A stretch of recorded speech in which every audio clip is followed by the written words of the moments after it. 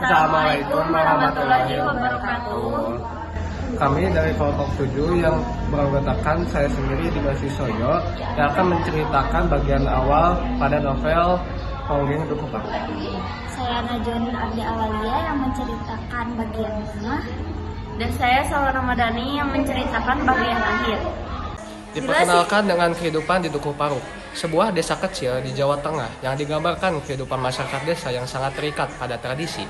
Salah satunya adalah tarian ronggeng yang memiliki makna budaya dan spiritual yang dalam.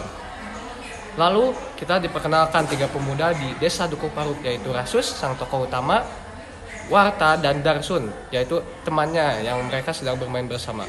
Setelah itu mereka menemui gadis desa yang bernama Serintil, seorang gadis muda yang memiliki bakat menari ronggeng, mulai muncul sebagai tokoh utama dalam cerita.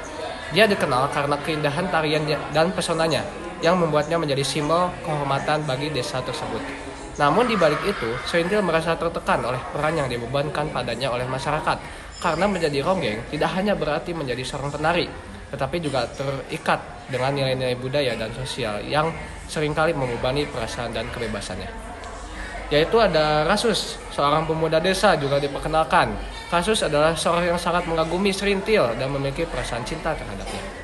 Namun di sisi lain, Rasus harus menghadapi kenyataan bahwa hubungan mereka tidak bisa begitu saja bebas, karena mereka hidup dalam masyarakat yang sangat memandang tinggi tradisi dan norma sosial. Di usianya yang masih muda, Serintil menjadi ronggeng karena niatnya untuk menebus kesalahan orang tuanya yang meracuni warga dengan tempe bongkreknya. Lalu di usianya yang masih muda juga, Serintil mengikuti upacara adat untuk menjadi ronggeng. Salah satunya tahap untuk menjadi ronggeng adalah memberikan keperawanannya kepada laki-laki yang membayarnya yang paling tinggi. Setelah melalui ritual buka kelambu, Serintil kini menjadi ronggeng. Yang terkenal, ia semakin dipuja oleh masyarakat Dukuh Paruk dan kehidupan yang dipenuhi dengan kemewahan serta berpengaruh. Namun di balik itu, Serintil mulai merasa ada yang kosong dalam dirinya. Sementara itu, Rasus yang sejak awal mencintai Serintil merasa kecewa dan terluka karena Serintil telah memilih jalan hidup sebagai ronggeng. Rasus akhirnya memutuskan untuk meninggalkan Dukuh Paruk dan bergabung dengan militer, berharap bisa menjalani kehidupan yang lebih baik dan melupakan Serintil. Ketika Rasus pergi, Serintil mulai merasa ada yang kehilangan sesuatu yang lebih dari sekadar kekayaan dan ketenaran. Ia menyadari bahwa cintanya kepada Rasus tetap ada, tetapi ia sudah terlanjur masuk ke dalam dunia ronggeng yang sulit untuk ditinggalkan. Di tengah kejayaan sebagai ronggeng, Serintil mulai terseret dalam konflik politik yang terjadi di Indonesia. Pada tahun 1960-an, Dukuh Paruk yang sebelumnya terisolasi mulai mendapat pengaruh di ideologi kiri dan tanpa disadari, Serintil serta kelompok ronggengnya terlibat dalam pergerakan yang terkait dengan Partai Komunis Indonesia (PKI). Puncaknya terjadi pada pemerintah melakukan operasi pembersihan terhadap orang-orang yang dianggap terlibat dengan PKI setelah peristiwa G30S tahun 1965. Dukuh Paruk menjadi sasaran banyak orang yang ditangkap dan dibunuh, dan Serintil pun ikut ditangkap. Ia dicebloskan ke dalam tahanan tanpa terpenuhi memahami kesalahan yang ia lakukan. Mengisahkan kelanjutan perjalanan hidup Serintil setelah melalui berbagai penderitaan, terutama setelah peristiwa politik tahun 1965 yang menghancurkan komunitasnya.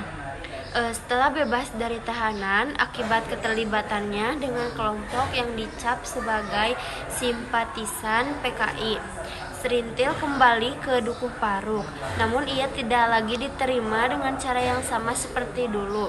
Dukuh Paruk setelah berubah, masyarakatnya tidak lagi memuliakan ronggeng seperti sebelumnya. Serintil merasakan kehampaan dan mulai mempertanyakan makna hidupnya. Ia juga mengalami konflik batin terutama terkait dengan kisah cintanya dengan Rasus.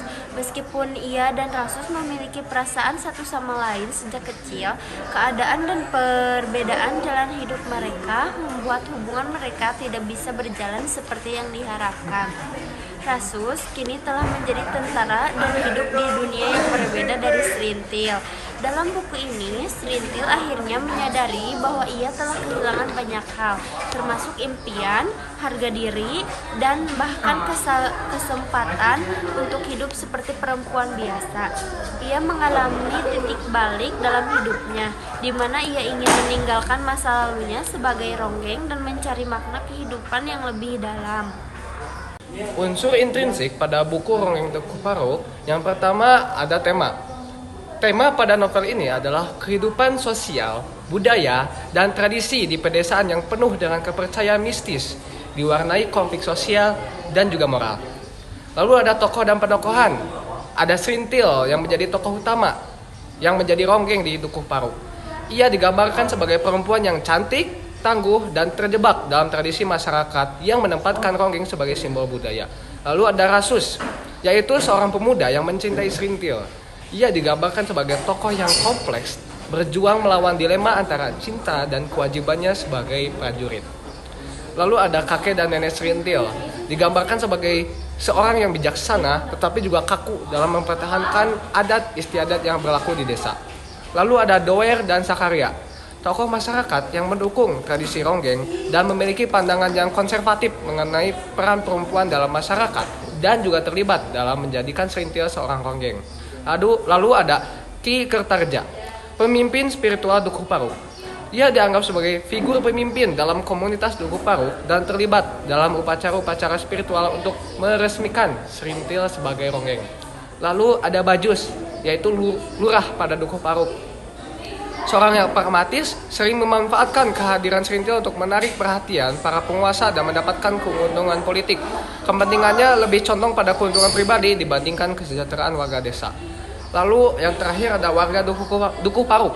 Mereka sangat menjunjung tinggi tradisi ronggeng dan percaya itu adalah ciri khas Dukuh Paruk.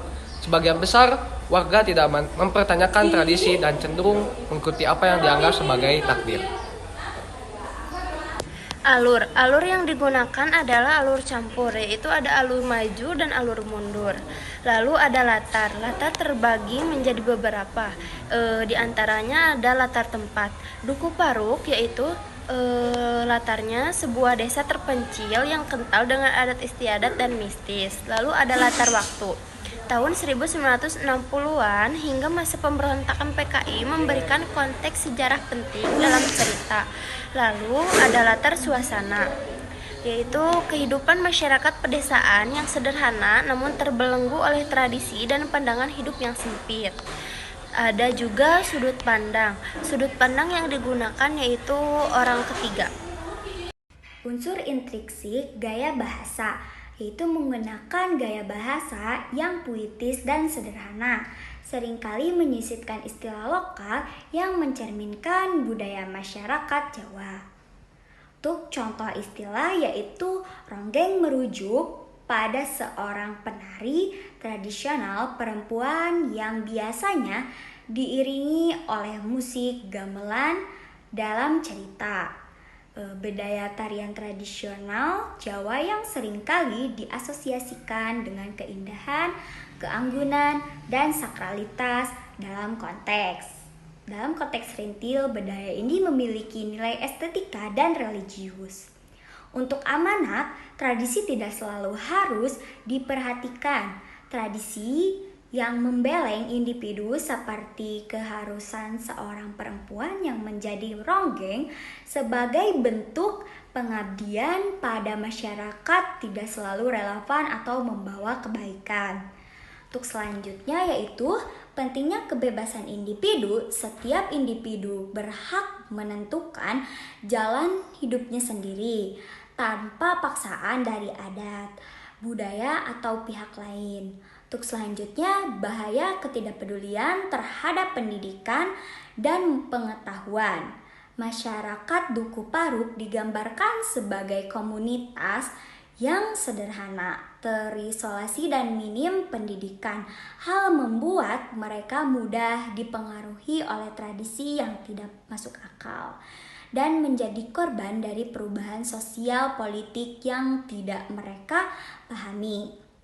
Untuk selanjutnya, kehidupan yang seimbang antara tradisi dan modernitas. Pesan ini dari novel ini adalah pentingnya menyeimbangkan penghormatan terhadap tradisi dengan keterbukaan terhadap modernitas.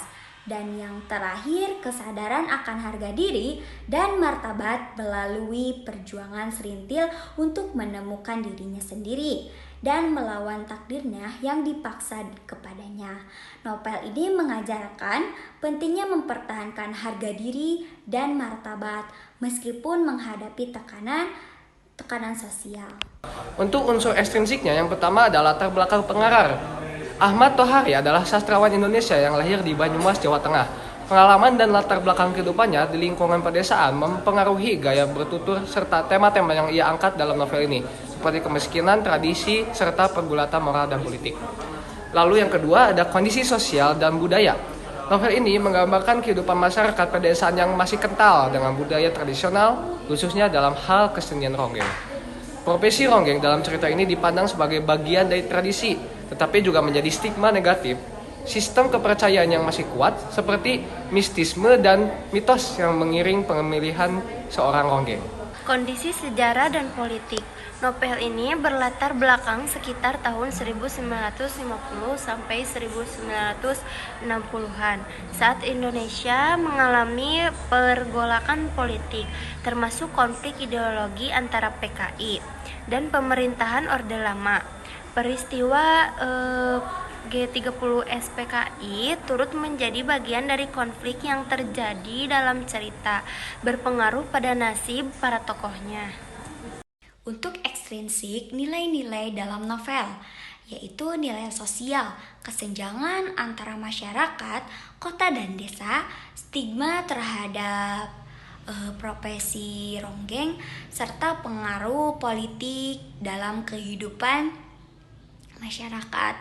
Selanjutnya itu nilai budaya, tradisi ronggeng sebagai bagian dari seni petunjuk khas masyarakat Banyumas. Selanjutnya yaitu nilai moral, pergulatan tokoh utama Serintil dalam mencari jati dirinya dan menghadapi stigma sosial. Yang terakhir yaitu nilai religius, perbedaan pandangan antara kepercayaan tradisional dan ajaran agama Islam dalam memandang ronggeng. Sekian dari kelompok kami. Wassalamualaikum warahmatullahi wabarakatuh.